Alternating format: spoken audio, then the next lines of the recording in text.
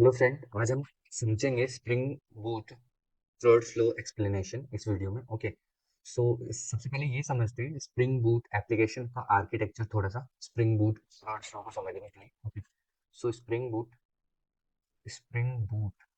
Application का architecture क्या होता है? एप्लीकेशन आर्किटेक्चर क्या होता है? ओके, सो जो सपोज यहाँ पे आपके पास कंट्रोलर है। ओके, कंट्रोलर कम्युनिकेट करता है सर्विस को, सर्विस से रेपो, रेपोजिटरी, और यहाँ पे आपका डेटाबेस होता है। ओके, तो ये आर्किटेक्चर है फ्लो का। अब देखो,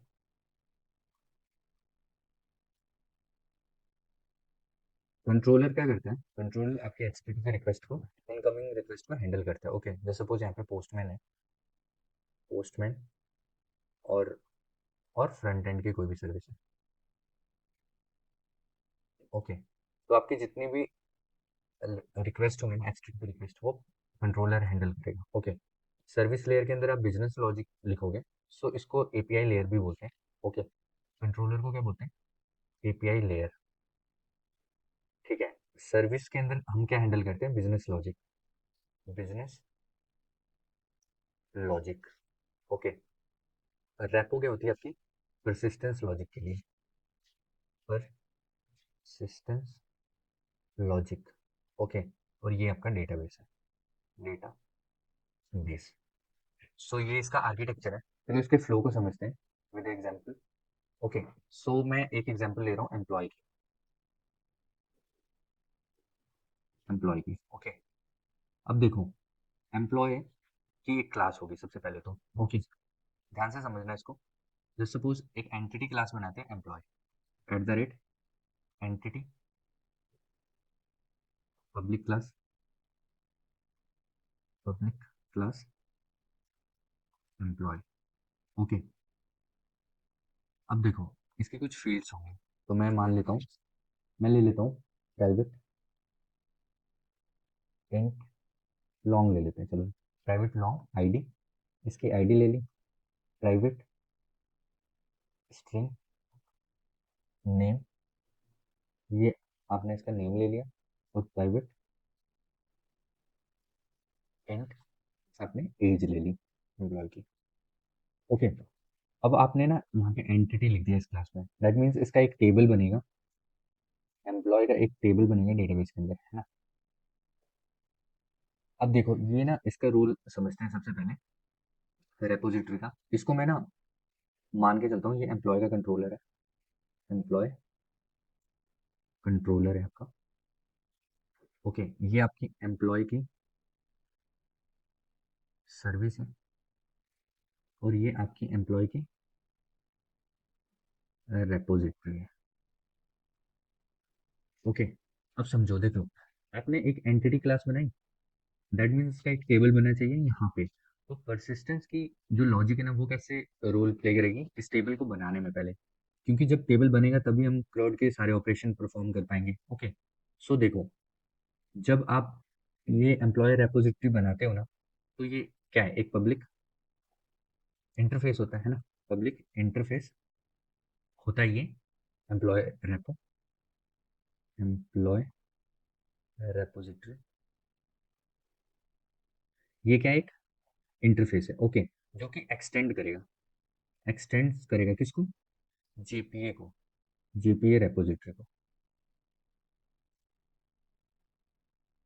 ये आप लोगों ने बहुत बार ही लिखा होगा। ओके, सो एम्प्लॉय रेपोजिटरी का एक इंटरफेस है जो एक्सटेंड करता है जेपीए रेपोजिटरी को, क्रोड रेपोजिटरी को। अगर आपने जेपीए की डिपेंडेंसी लगाई हुई है फॉर्म डॉट एक्सएमएल फाइल में, तो ये जेपीए की रेपोजिटरी को एक्सटेंड करते हो, और मोंगो के केस में मोंगो को करते हो। ओके, तो देखो, ये ना दो पैरामीटर लेता है, बस इसी को समझो। देखो, ये दो पैरामीटर लेता है, एक तो ये लेता है एंटिटी क्लास। ओके, तो आप यहाँ पे लिखोगे as it is employ, employ, और दूसरी उसकी आईडी को। ओके, तो यहाँ पे आईडी का टाइप क्या है? लॉन्ग, और ये आपका इंटरफेस। ओके, इतना लिखने से ना, ये चीज क्या है? आपकी एंटिटी क्लास है, एंटिटी क्लास, और ये क्या है? उसकी आईडी है। बस इतना लिखने से ये जेपीए है ना। जेपी की रेपोजिटरी दो पैरामीटर ले रही है, एम्प्लॉय और लॉन्ग यूज की आईडी। तो परसिस्टेंस लॉजिक क्या करेगा, इतना लिखने से है और ये एंटिटी क्लास का ना इंटरेक्ट करके एक टेबल बनाएगा। ओके, समझ गया। अब देखो, इसके अंदर ना जेपीए के अंदर प्री डिफाइंड कुछ मेथड्स होंगे, ये कुछ हमें फायदे देगी। फायदे इन द सेंस की जो क्रॉड होता है ना हमारा, उसके सारे मेथड्स ना, प्री डिफाइंड मेथड्स इस जेपीए रेपोजिटरी के पास होंगे। जैसे सेव का मेथड होगा, रीड करोगे तो डेटा क्या करोगे, सेव करोगे। रीड के टाइम पे क्या करोगे, गेट बाय आईडी या फाइंड ऑल करोगे। ओके, और अपडेट क्वेरी चलाओगे, और डिलीट के टाइम पे डिलीट ही चलाओगे। तो वो प्री डिफाइंड मेथड्स होंगे जिनको यूज करके हम ये सारी चीजें कर सकते हैं। ओके, सो ये समझ में आया होगा आई होप कि एंटिटी क्लास को हम टेबल कैसे बनाते हैं, ठीक है, with the help of this. अब देखो, यहाँ से ना हम इसको दो चीजों में समझेंगे। ओके, हम समझ रहे हैं इसका फ्लो। तो हम ना एक तो रीड लेते हैं, रीड, और दूसरा लेते हैं क्रिएट का, समझने के लिए। ओके, तो चलो रीड को समझते हैं। रीड में मैं क्या कर रहा हूँ, पहले मैं गेट ऑल कर लेता हूँ, गेट ऑल। और यहाँ पे क्रिएट में हम क्या कर रहे हैं, क्रिएट यूजर, मतलब क्रिएट एम्प्लॉय, सॉरी यूजर नहीं, एम्प्लॉय को। ये दो चीजें हम परफॉर्म करेंगे अभी, ठीक है। तो देखो, अभी आपने क्या करा यहाँ से, इस, एक तो मैं फॉरवर्ड बता रहा हूँ आपको, ठीक है, और एक होगा आपका फ्लो, डेटाबेस से रेपो में, रेपो से सर्विस में, और सर्विस से कंट्रोलर पे, ठीक है। और गेट ऑल में क्या होगा, ऐसा कम्युनिकेशन कैसे चलेगा, डेटाबेस से आएगा इसके अंदर, यहाँ से जाएगा इसके अंदर, और यहाँ से आएगा कंट्रोलर पे, ठीक है। और कंट्रोलर से जिसने गेट ऑल की रिक्वेस्ट हिट की होगी तो उसको सोल्यूशन मिल जाएगा। Solution in the sense list मिल जाएगी एम्प्लॉयज की। ओके, अब देखो इस फ्लो को ना समझते हैं। तो देखो, आपको ये तो पता चल गया कि ये एम्प्लॉयर रेपो क्या है, एक इंटरफेस है। ओके, अब देखो इस इंटरफेस को ना एनोटेट क्या करोगे, eight the rate repo repository, इसकी एनोटेशन होगी। अब देखो, ये सर्विस है जहाँ पे आपको बिजनेस लॉजिक लिखना है, ठीक है। बिजनेस लॉजिक में गेट ऑल के लिए क्या होगा, गेट ऑल लिस्ट, ठीक है। तो चलो यहाँ पे ना मैं सर्विस के लिए बताता हूँ। देखो, सर्विस के अंदर हम क्या करेंगे, ये एम्प्लॉय की सर्विस है ना, एम्प्लॉय सर्विस है, तो ये एक क्लास होगी जावा की, जो एम्प्लॉय एम्प्लॉय सर्विस होगी। इस सर्विस के अंदर ना, इस क्लास के अंदर, चलो मैं लिख देता हूँ। देखो, क्लास एम्प्लॉय सर्विस, ठीक है।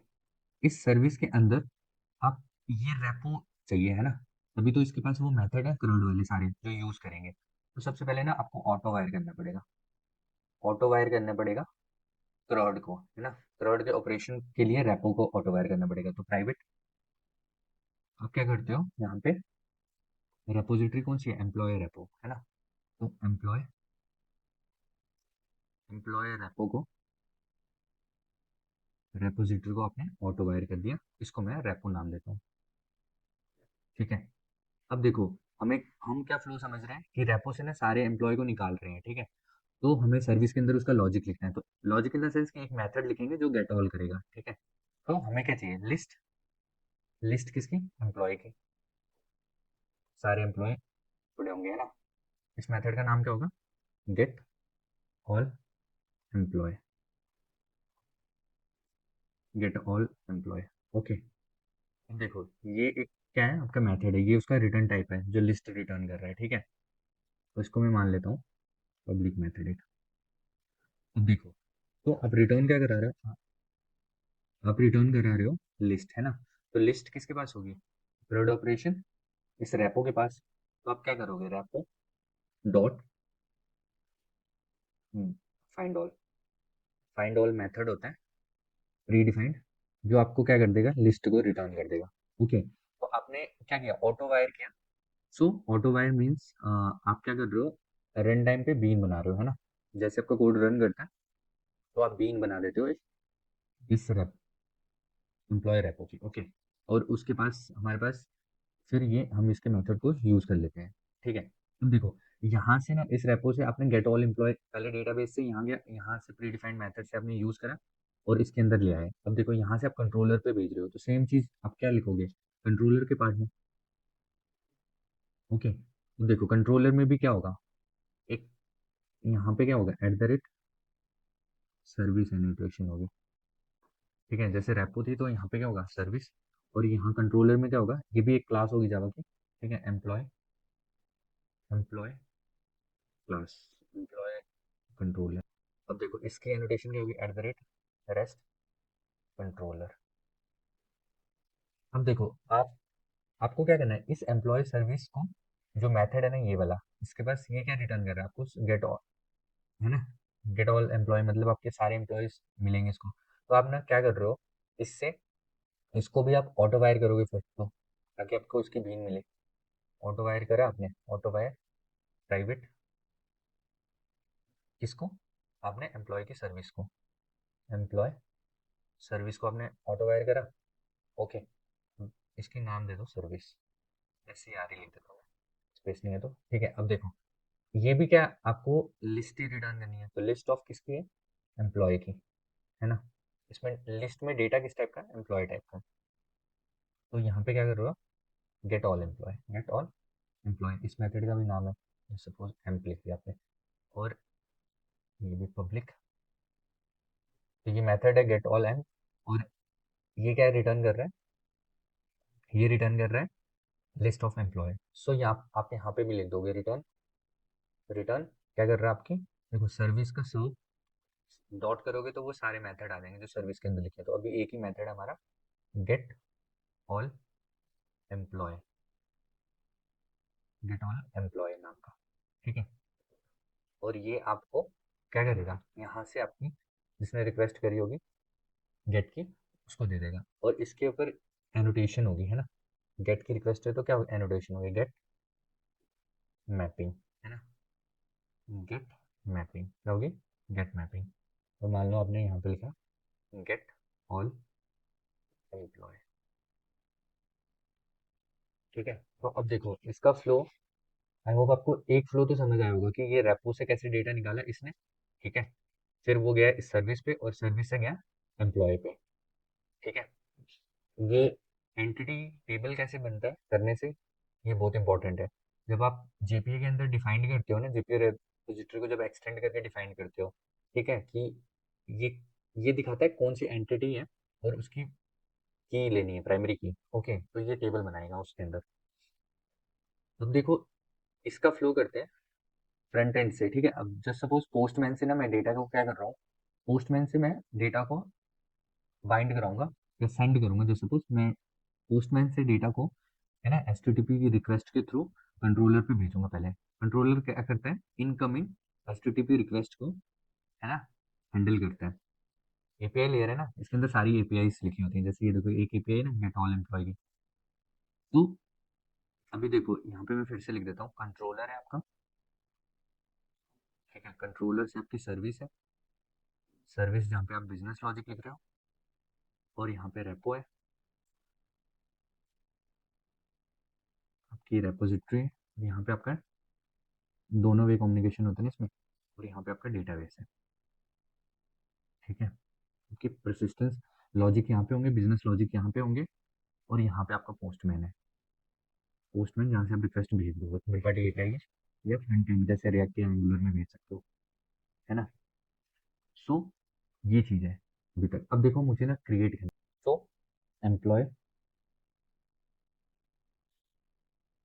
एम्प्लॉय की क्या फील्ड्स थी, एक आईडी, एक उसका नेम, और एज क्या थी। ठीक है, सो पोस्टमैन से क्या करेंगे हम, रिक्वेस्ट सेंड करेंगे। ठीक है, एचटीटीपी रिक्वेस्ट को सेंड करेंगे, और ये क्या करेगा, हमारा कंट्रोलर रिसीव करेगा उसको, और फिर सर्विस लेयर पे जाएगा, और सर्विस से रेपो में जाएगा, और रेपो से कम्युनिकेट करेंगे हमारे डेटाबेस के साथ, है ना। ये हमारा डेटाबेस है। तो चलो देखो पोस्टमैन के अंदर हम जेसन फॉर्म में भेजेंगे, तो यहाँ पे हम क्या करेंगे, की वैल्यू का पेयर करेंगे, नेम, जो सपोज नेम है अनुज। ठीक है, कॉमा, और एज लिख देते हैं 26। ओके, सो ये डेटा हमें सेंड करना है। तो देखो पोस्टमैन में आप क्या करते हो, इस तरह से लिखते होगे, H T T P colon double slash local host, port लिखते हो इसके बाद, तो सपोज बाय डिफॉल्ट 8080 रहता है। ठीक है, और इसके बाद मैं लिख देता हूँ स्लैश क्रिएट क्रिएट एम्प्लॉय। ठीक है, ये आपने भेजा इस रिक्वेस्ट को। ठीक है, इस रिक्वेस्ट की भी ये यूआरएल क्या। अब देखो, ये कंट्रोलर क्या करता है, आपकी एचटीटीपी रिक्वेस्ट को हैंडल करता है। तो ये रिक्वेस्ट किस टाइप की होगी, पोस्ट टाइप की, है ना। तो देखो कंट्रोलर पे आप कंट्रोलर पे जाएगा, है ना। देखो कंट्रोलर पे गया, तो कंट्रोलर पे क्या होगा, एक मेथड बना होगा जो कि रिक्वेस्ट हैंडल कर रहा होगा। तो पहले तो होगा पोस्ट मैपिंग।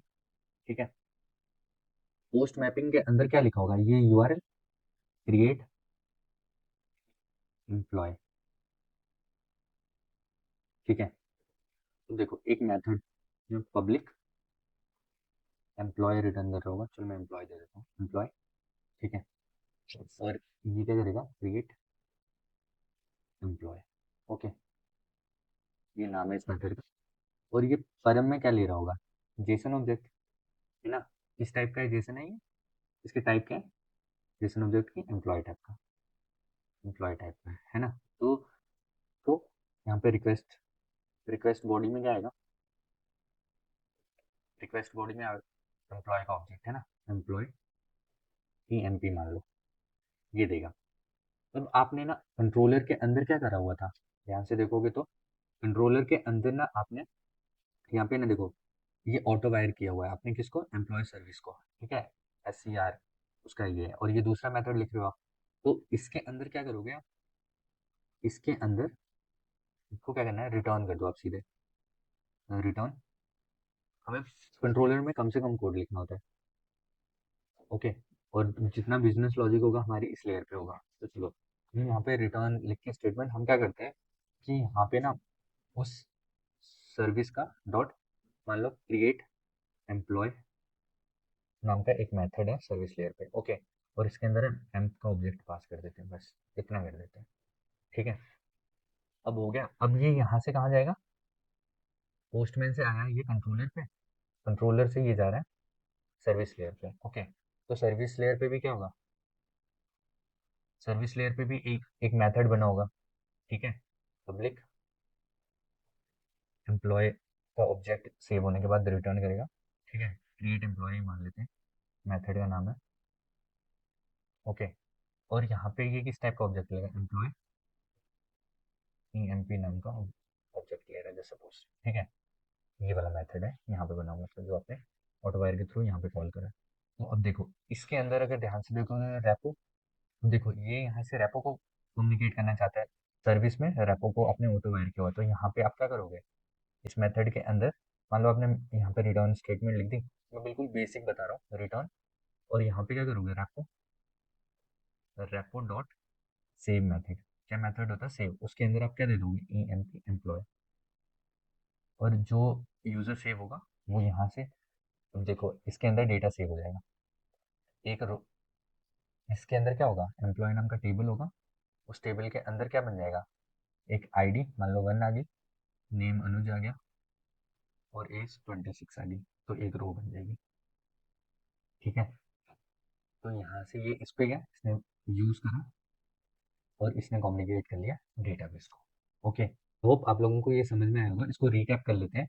सो कंट्रोलर क्या होता है, जो हमारी एचटीटीपी की रिक्वेस्ट को हैंडल करता है। सर्विस में हम बिजनेस लॉजिक लिखते हैं, रेपो में हमारी डेटाबेस से कम्युनिकेशन करती है रेपोजिटरी।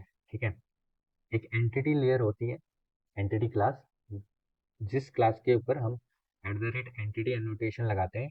वो क्या करता है, उसका एक टेबल बनता है डेटाबेस के अंदर।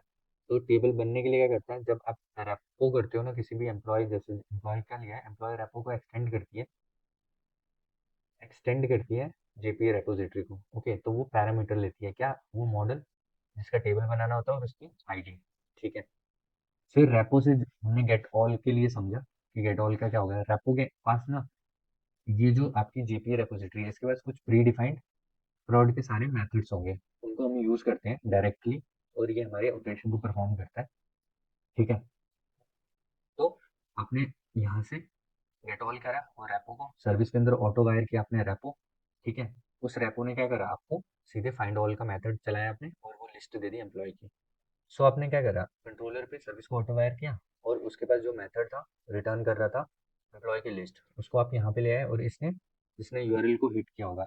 गेट ऑल के लिए भी ऐसा ही यूआरएल लिखा होगा, http localhost 80/get all employ, तो उसने एम्प्लॉय को लिस्ट कर दिया। ठीक है, तो ये बिल्कुल बेसिक था। ओके, और ये इसका फ्लो है। हम दो क्रॉड ऑपरेशन करेंगे साथ में, एक तो करेंगे हम MySQL पे और दूसरा करेंगे MongoDB पे। ओके, वो बिल्कुल बेसिक होंगे और जस्ट ये हमारे दिमाग को फ्लो और वो प्रोडक्ट समझ जाएगा। उसके बाद हम उन प्रोजेक्ट्स पे काम करेंगे जो बिल्कुल रियल टाइम पे प्रोजेक्ट चलते हैं कंपनीज में और यूज़ करते हैं, सारी फंक्शनैलिटी रिस्पॉन्सेज सब बिल्कुल वैसे ही करेंगे। ओके, सो मिलते हैं नेक्स्ट वीडियो में।